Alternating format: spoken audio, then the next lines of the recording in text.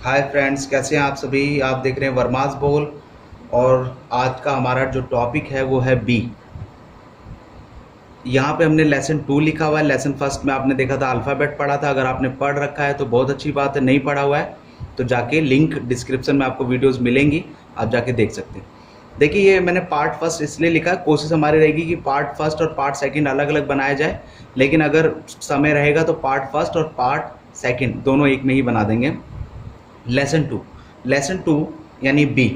B क्या होता है? बी का अगर हम क्रिया की फॉर्म में देखें, यानी वर्ब की फॉर्म में देखें, तो बी का मतलब होता है होना, यानी बी वॉज वर बीन। अब ये वर्ब क्या होती है, अगर पता है तो बहुत अच्छी बात है, नहीं पता है तो आने वाली जो वीडियोस हैं पार्ट्स ऑफ स्पीच की, उसमें हम डिस्कस करेंगे।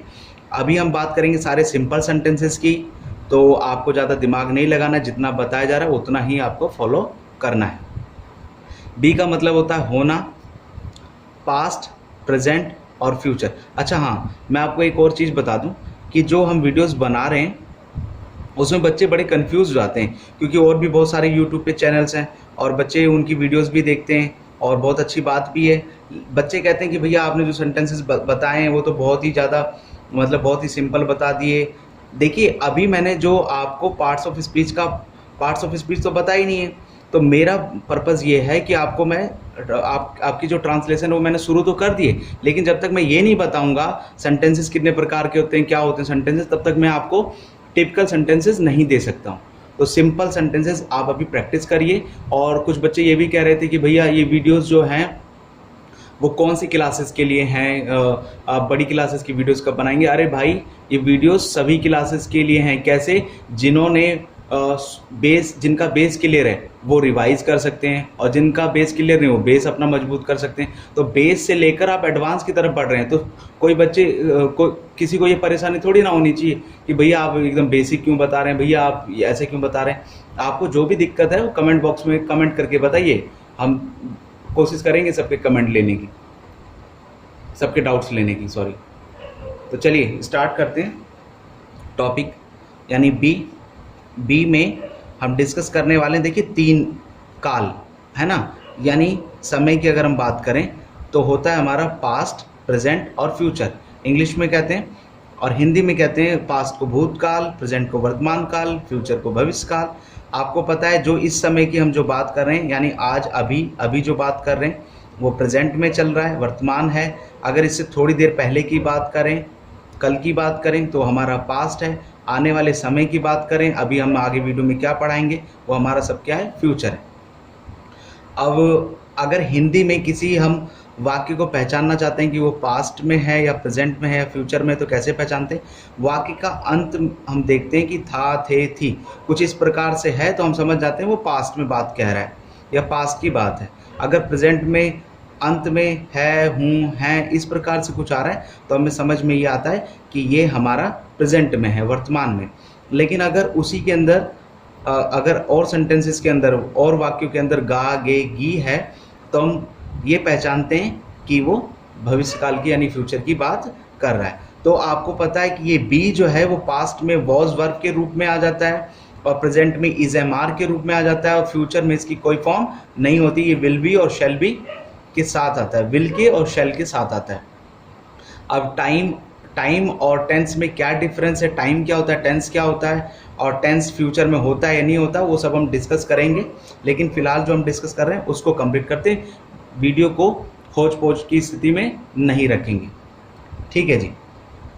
तो स्टार्ट करते हैं। आज हम स्टार्ट करने वाले हैं प्रेजेंट से।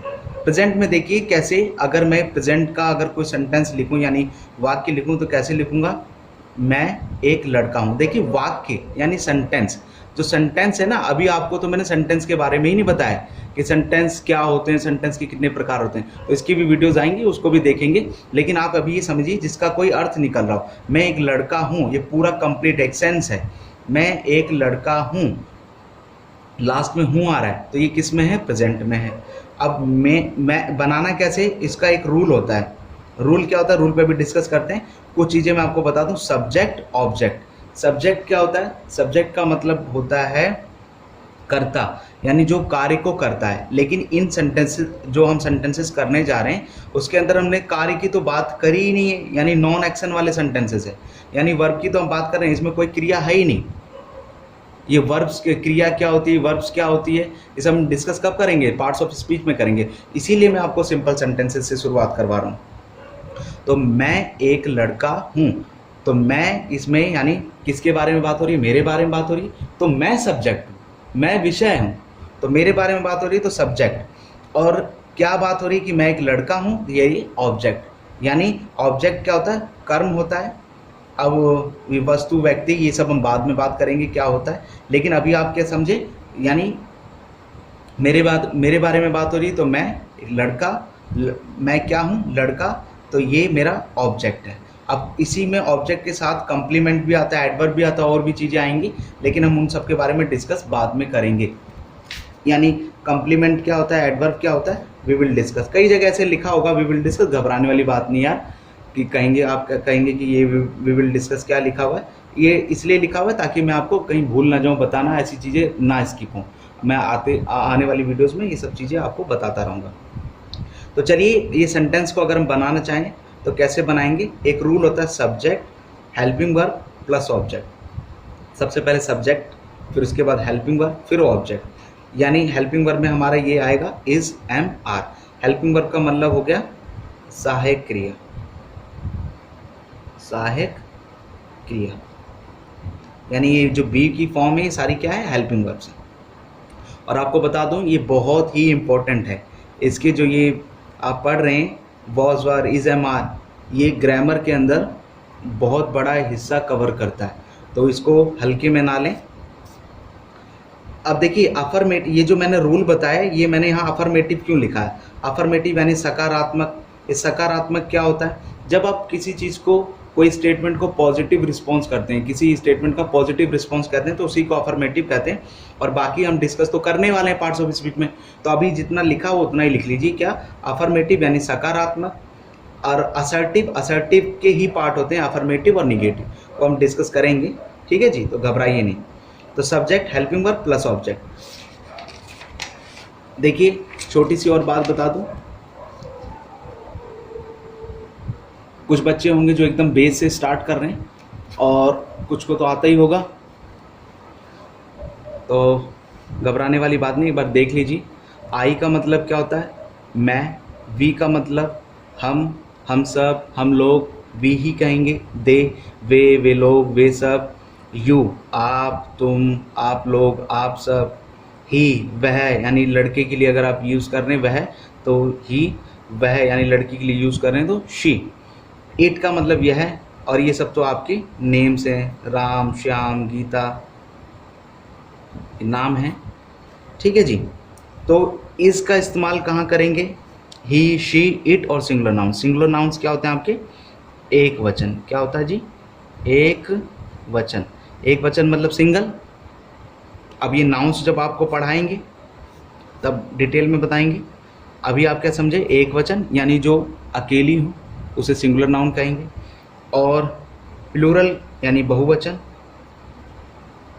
यानी जो बहुत सारी हो, जैसे आपने पढ़ा है तो अच्छी बात, नहीं तो पढ़ाएंगे। Chair, chairs, book, books Hindi में तो पढ़ा होगा, कुर्सी, कुर्सियाँ, बुक, किताब, किताबें, इस प्रकार से।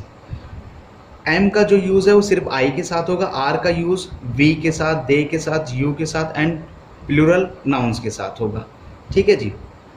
जैसे अगर सेंटेंस जो हमने अभी लिखा था पीछे, मैं एक लड़का हूँ, मैं यानी सबसे पहले सब्जेक्ट आई, एक लड़का, आपको मैंने जब अल्फ़ाबेट पढ़ाए थे तो वहाँ पे ये डिस्कस हुआ था, अ बॉय आता है, लेकिन उससे पहले आई के साथ क्या लगता है, देखिए एम लगता है, तो आई एम अ बॉय, ठीक है जी, I am a boy, complete हो गया। अगर ये रूल जो हमने बनाया था, जो हमने डिस्कस किया, subject helping verb plus object, अगर ये रूल नहीं होता तो बच्चे इसी की इंग्लिश ऐसे भी तो लिख सकते थे ना, आई, फिर एक, ए, फिर लड़का, बॉय, फिर क्या कहते हैं हूँ, तो एम, ऐसे कर सकते थे।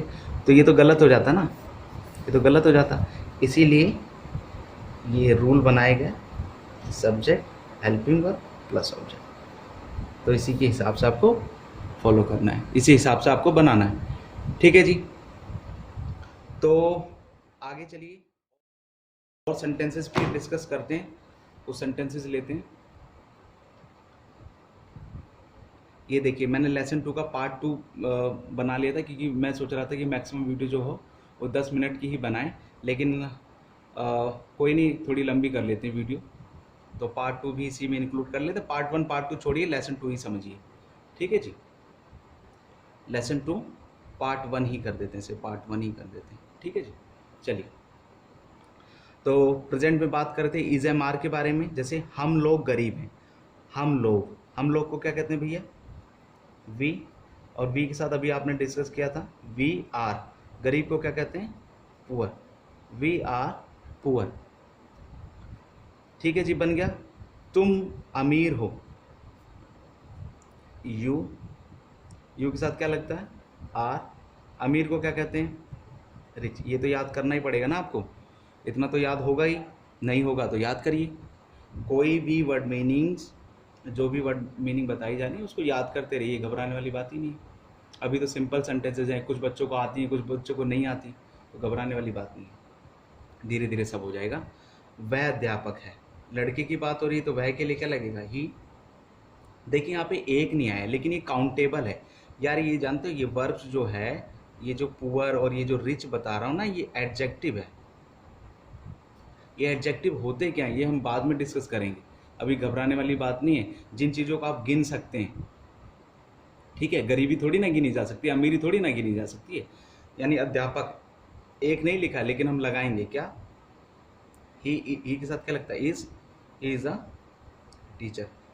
आप कहेंगे यहाँ तो कहीं लिखा नहीं था एक, लेकिन यार अध्यापक तो पता ना, एक अध्यापक, दो अध्यापक, तो क्या आएगा? He is a teacher. तुम कमजोर हो, कमजोरी भी गिनी जाती है क्या? ठीक है जी। You are weak. ठीक है जी। मेरा भाई, यानी पूरा सब्जेक्ट है। माई पूरा सब्जेक्ट है। माई ब्रदर, मजबूत को क्या कहते हैं? Strong. My brother is strong. वह नेक है, नेक को क्या कहते हैं? जेंटल। He is gentle. अगर यही नेक यानी महान कह सकते हो आप, नेक है, महान है, नोबल है, लेकिन अगर ये ऐसे होता, वह नेक व्यक्ति है, तब कैसे बनाते? तब तो गिन सकते ना, एक है, दो है, तो यहाँ पे क्या हो जाता है? He is a gentleman, gentleman, तब तो आप गिन सकते थे। तो इज एन, ए और एन का यूज आप कर सकते थे। He is a gentleman. मैं अच्छा हूँ, मैं अच्छा हूँ, I am good, I am good. लेकिन अगर यहीं पे होता मैं अच्छा आदमी हूँ, तो क्या हो जाता? आई एम अ गुड मैन। क्योंकि अब तो आपके साथ ये जो अच्छाई बुराई, जो एडजेक्टिव है, जो विशेषता है, सिर्फ वो विशेषता नहीं रहेगी, वो नाउन में कन्वर्ट हो जाती है। ठीक है जी। वे लोग मेहनती हैं, वे लोग यानी सब्जेक्ट, दे आर। मेहनती को क्या कहते हैं भाई? डिलीजेंट। डिलीजेंट कहें या फिर हार्ड वर्किंग कहते हैं, हार्ड वर्किंग। आदमी मूर्ख है, आदमी मूर्ख यानी आदमी की प्रजाति को ही आप बता रहे हैं। Man is fool, man is fool. वे सब आलसी हैं, वे सब को क्या कहेंगे? They are. आलसी को लेजी भी कहते हैं, आइडल भी कहते हैं। ठीक है जी। और कुछ सेंटेंसेस देखते हैं।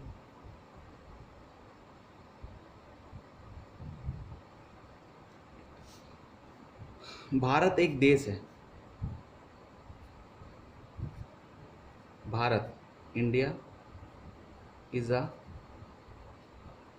कंट्री। पेड़ पुराने, पेड़ के बारे में बात हो रही है, द ट्रीज, अभी दा क्यों लगा दिया, आर्टिकल तो अभी हमने पढ़े नहीं है, द ट्रीज आर ओल्ड, ये दा क्यों लगाया, ए एन हमने सिर्फ अल्फ़ाबेट के साथ यूज़ किया था, लेकिन अब दा का यूज़ कहाँ है वो आर्टिकल में डिस्कस करेंगे, लेकिन आप अभी लगा सकते हैं।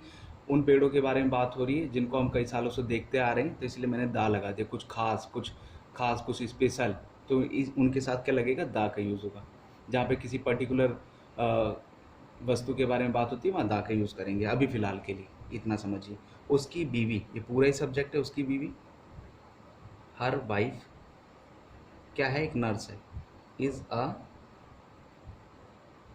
नर्स, यू है भाई ये, हर वाइफ इज़ अ नर्स, मेरा भाई होशियार है, तो ये मेरा भाई यानी माई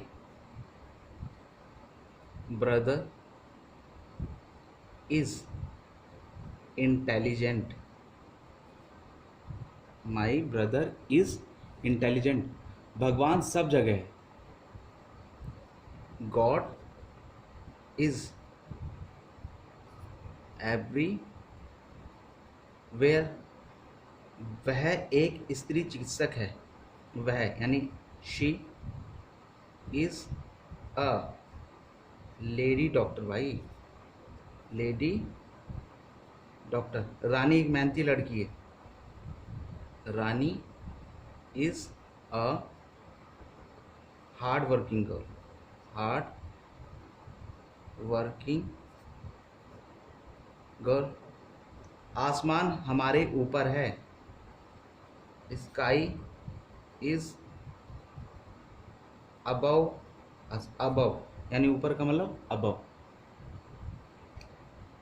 दा भी लगा सकते हैं खास, oh sorry the sky is above us, दा क्यों लगा है, आसमान के बारे में बात कर रहे हैं, स्काई, पहाड़, ये सब जो खास चीज़ें हैं उनके साथ हम दा का यूज़ करते हैं। द स्काई इज़ अबव अस, यह एक अच्छा समाचार है, यह है, this is a good news, वह एक अच्छा व्यक्ति है, वह मतलब वह का क्या, he is a good person लिखी है, मैन लिखी है। देखिए अब मैंने कुछ एक सेंटेंस ऐसे लिखा हुआ है कि थोड़ा सा सेंटेंस को बड़ा करेंगे, जैसे जैसे प्रैक्टिस करते जाएंगे वैसे सेंटेंस को बढ़ाते जाएंगे। तो बिहार की पुलिस योग्य है व सक्रिय है, अब ये सेंटेंस कैसे होगा, है ना, तो कैसे लिखेंगे, बिहार की पुलिस योग्य है, तो कहाँ की पुलिस, द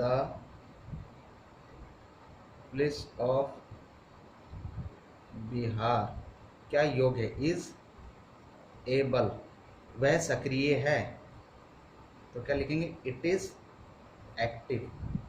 अब इस प्रकार के जो सेंटेंस हैं थोड़े बड़े हैं, तो इसको हम लिख देते हैं वी विल डिस्कस, तो घबराने वाली बात ही नहीं है, इसको भी तो डिस्कस करेंगे, भाग के कहाँ जाएंगे, छोड़ेंगे थोड़ी ना, कुछ छोड़ना कुछ नहीं है, सब कुछ डिस्कस करना है।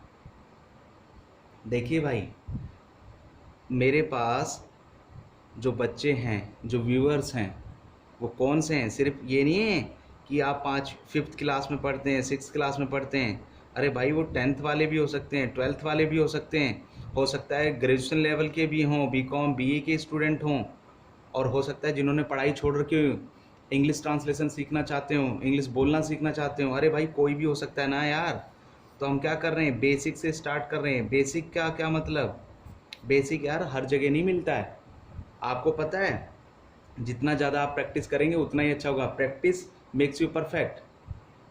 और मैं 100% आपको बता सकता हूँ कि कोई भी व्यक्ति या कोई भी इंग्लिश आपको 1-2 महीने में नहीं सिखा सकता है, इसके लिए आपको लगातार प्रैक्टिस करनी पड़ेगी, जितना ज़्यादा प्रैक्टिस करेंगे उतनी ही अच्छी आएगी।